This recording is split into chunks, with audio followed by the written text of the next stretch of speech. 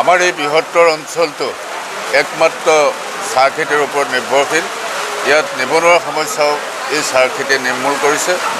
কিন্তু আমি বিগত 10 বছৰ ধৰি দেখা পাই আহিছোঁ যে এই ফেক্টৰীসমূহে, যিসমূহ বটলিপ ফেক্টৰী আছে, এই বটলিপ ফেক্টৰীসমূহে যেতিয়া আমাৰ পাতৰ উৎপাদনটো বৃদ্ধি হয়, তেওঁলোকে বিভিন্ন অজুহাত দেখুৱাই আমাৰ সেই চাহ খেতিৰ মানদণ্ডটো, চাহৰ মানদণ্ডটো একেবাৰে নিম্নগামী কৰে।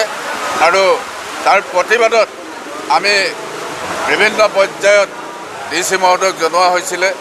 তেওঁলোকৰ পৰাও তেওঁলোকে মনিটৰিং কমিটিয়ে এটা সিদ্ধান্ত দিছিলে। সেই সিদ্ধান্তসমূহো বটলিপ ফেক্টৰীসমূহে নমনাত আমি সমূহ এই মৰঙী ক্ষুদ্ৰ চাহ খেতিয়কসকলে একত্ৰিত হৈ আজিৰ পৰা অনিৰ্দিষ্ট কালৰ কাৰণে আমাৰ পাত ছিঙা বন্ধ কৰি ফেক্টৰীসমূহ বন্ধ কৰাৰ সিদ্ধান্ত আমি গ্ৰহণ কৰিছোঁ।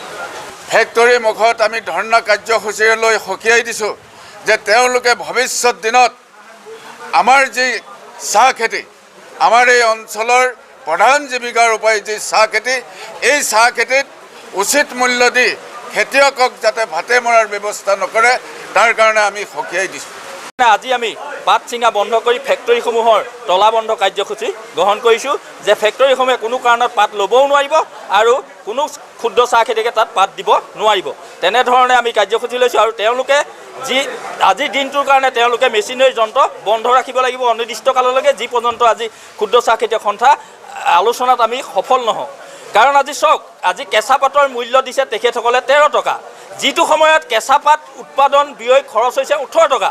আৰু তেনে ক্ষেত্ৰত তেওঁলোকে আমাক 13 টকা দি পেলাই আমাক ক্ষুদ্ৰ চাহ খেতিয়কক প্ৰতাৰণা কৰিছে। আজি আন্দোলনৰ কাৰ্যসূচী গ্ৰহণ কৰিছোঁ। আজি ৰাজপথত আমি ওলাই আহিছোঁ। এয়াই নহয়, ভৱিষ্যতলৈ ক্ষুদ্ৰ চাহ খেতিয়ক তথা কৃষকসকল ৰাজপথলৈ ওলাই আহিব। এই ক্ষেত্ৰত আমি এটা ডিমাণ্ড কৰিছোঁ যে এই ক্ষেত্ৰত চৰকাৰেও কিন্তু ইয়াৰ হস্তক্ষেপ কৰিব লাগিব। চৰকাৰে আমাৰ লগত আলোচনাত বহক। চৰকাৰে ক্ষুদ্ৰ চাহ খেতিয়ক তথা ফেক্টৰী মালিকসমূহক প্ৰতাৰণা কৰক, তেওঁলোকক মানি ল'বলৈ বাধ্য কৰক যে কেঁচা পাতৰ উচিত মূল্য দিয়ক। সেই তেতিয়াহে আমি চৰকাৰে যিসমূহ আমাৰ সমস্যা হৈছে এই সমস্যাত বিশেষভাৱে গুৰুত্ব দিয়ক। আৰু আনহাতেদি চৰকাৰে হস্তক্ষেপৰ আমি দাবী জনাইছোঁ যে কেঁচা পাতৰ কিয় 13 টকালৈ গৈছে, এই ক্ষেত্ৰত কিন্তু চৰকাৰৰ বিশেষ ভূমিকা ল'ব লাগিব। আৰু